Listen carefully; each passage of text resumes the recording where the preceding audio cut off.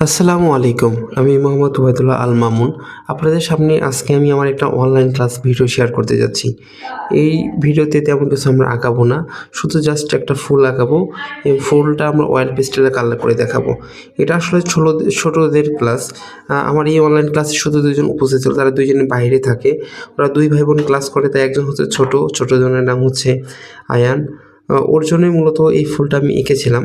আমরা জাস্ট ফুলটা আঁকবো এবং কি ফুলটা এঁকে আমরা টুপি কালার মানে আমরা ফুলটা এঁকে অয়েল পেস্টেল কালার দিয়ে কালার করব। প্রথমে ফুলের পাপড়িগুলো দেওয়ার পরে ফুলের যে ডাল বা বোটা থাকে সেটা আমার আঁকা হয়ে গেছে। দেন এখন আমি হচ্ছে একটা পাতা আঁকার চেষ্টা করতেছি। নরমালি আমি আঁকার জন্য হচ্ছে টুপি পেন্সিল ইউজ করি। পাতা আঁকা শেষ। এরপর হচ্ছে আমি ফুলের রং দেওয়া শুরু করব। এখন হচ্ছে ফুলের আ পাতার মধ্যে যে রেখা থাকে ছোট সেই রেখাগুলো দিয়ে দিচ্ছি।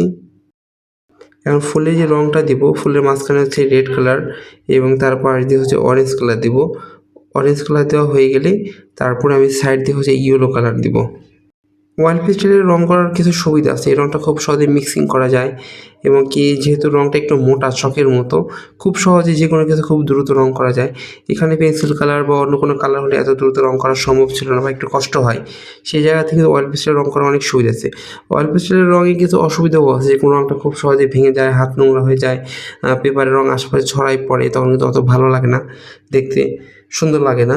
সেগুলোর দিক থেকে চিন্তা করে অয়েল পেস্টেল অতটা ভালো না। কিন্তু বাচ্চারা যদি ভালো ছবি আঁকতে শিখতে চায় বা বড় ছবি আঁকতে শিখতে চায় সেগুলোর ক্ষেত্রে অয়েল পেস্টেলের কোনো বিকল্প নেই। কারণ অয়েল পেস্টেলের মাধ্যমে খুব বড় ছবিগুলো খুব দ্রুত কালার করা সম্ভব।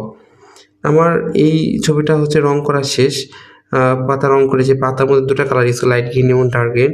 এখন সম্পূর্ণ ছবিটা হচ্ছে আমি হচ্ছে বর্ডার করব। বর্ডার করার জন্য হচ্ছে আমি ডায়মন্ডের যে সুতা রং আছে সেটা ইউজ করব। বর্ডার না করলেও কিন্তু চলে। আসলে নেচারে আমরা যে জিনিসগুলো দেখি সেগুলো কোনো কিছুতে বর্ডার থাকে না। কিন্তু তারপরেও ছোটরা যখন ড্রয়িং করে ওদের ড্রয়িংয়ে যখন বর্ডারটা দেওয়া হয় তখন ছবিটা আরও বেশি সুন্দর ভালো ফুটে ওঠে। এইজন্যই হচ্ছে বর্ডারটা দেওয়া।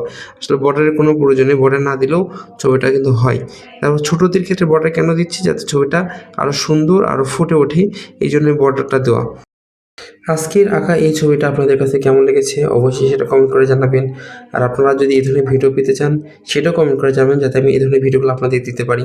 সবাই ভালো থাকবেন। আসসালামু আলাইকুম।